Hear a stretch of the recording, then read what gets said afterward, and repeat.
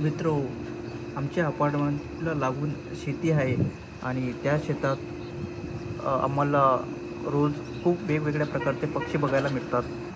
तर त्यातच मी गॅलरीत उभं असताना अ, एक सुंदर व्हिडिओ केला. तर भरपूर मोर, भारताचा राष्ट्रीय पक्षी ज्याला आपण म्हणतो मोर, पिकॉक मला बघायला मिळाला आणि असेच भरपूर पिकॉक आम्ही रोज बघत असतो. सकाळी किंवा संध्याकाळी. तर जेव्हा पण गॅलरीत उभं राहतात ती 1-2 पक्षी वेगवेगळ्या प्रकारचे बघायला मिळत असतात आणि जे मी तुम्हाला दाखवतोय की मोर फिरतात शेतात.